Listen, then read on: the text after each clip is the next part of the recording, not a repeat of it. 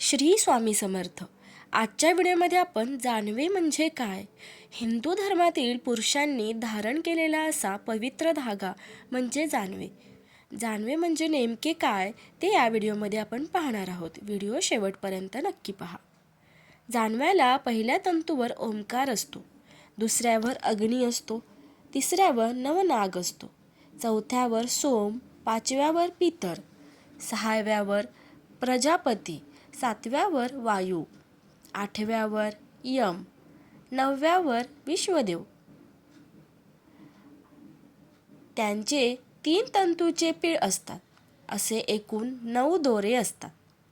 असे 9 सूत्रीचे तंतू 3 पदर म्हणजेच सत्व, रज, तम हे 3 गुण मिळवून 96 अंगुळे दोरा लांब असतो. जानवे 96 बोटे लांब असते असा उल्लेख आहे. यात तुमच्या संमतीने थोडा बदल सुचवितो तो असा: 96 चौंगे, एक चौंगा म्हणजे 4 अंगुळे. लांबी असलेल्या सुतास कोठेही न तोडता त्रिगुणीकरण करून त्यास ब्रह्मगाठ मारून यज्ञोपवीत अर्थात जानवे तयार केले जाते. यात सूत म्हणजे सूक्ष्मतंतू किंवा मुख्य धागा होय. देवतान्यास करताना तंतू हाच शब्द वापरतात. जानवे हे बेंबीपर्यंतच असावे, कमरेच्या खाली जाऊ नये असा संकेत आहे. 3 पदरावर 3 वेद व ब्रह्मगाठीवर अथर्ववेद असतो अशी संकल्पना आहे. तसेच सामुद्रिक शास्त्रात पुरुषांचे प्रमाण स्वतःच्या अंगुळांनी 84 ते 108 पर्यंत असते. त्यांची सरासरी 96 अंगुळे येते. खांद्यापासून बेंबी किंवा कमरेपर्यंत साधारणपणे 32 अंगुळे अशी येते. 3 पदर गृहीत धरून ती 96 अंगुळे अशी व सलग धागा न तोडता पकडला तर 96 चौंगे असे माप येते. सविस्तर सांगावयाचे झाले तर तंतू हाच शब्द बरोबर आहे, परंतु आपण काही लोक त्याला पदर, दोरा, सूत असे नावाने सुद्धा ओळखतो. म्हणजे एका जानव्यात 9 तंतू, 3 तंतूचा एक पदर याप्रमाणे एक जानवे 3 पदरी असते. त्यास यज्ञोपवीताचे त्रिसूत्रीकरण म्हणतात. प्रत्येक पदरास एक गाठ असते, त्यास ग्रंथी म्हणतात. देवतान्यास करताना 9 अधिक 3 असे 12 मंत्र म्हणतात. नंतर त्यांची ब्रह्मगाठ दिलेली असते. ही अद्वैताची गाठ म्हणजे जीव व ब्रह्म एकच आहे हा सिद्धांत. म्हणून जानवे घालणे हे शास्त्रीय प्रतीक आहे.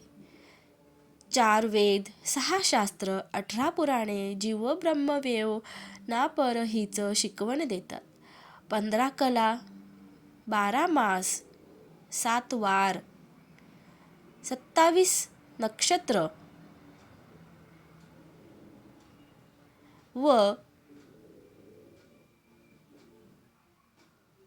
प्रकृती, पुरुष, महतत्व, अहंकार, पंचमहाभूते, पंचविषय, पंचज्ञानेंद्रिय, पंचकर्मेंद्रिय व मन.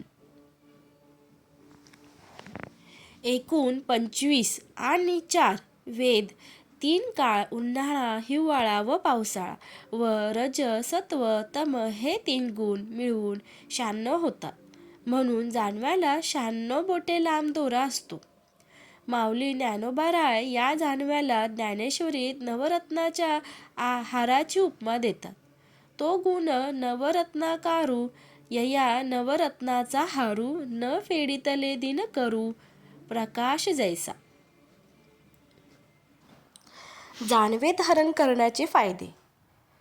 त्रैवर्णिक म्हणजेच ब्राह्मण, क्षत्रिय आणि वैश्य घालू शकतात नव्हे तर यांना मुंज करून जानवे धारण करणे बंधनकारक आहे. अतिकष्टाची कामं आणि ज्ञानापासून दूर गेलेले तेव्हाच्या भाषेत शूद्र क्षुद्र नव्हे.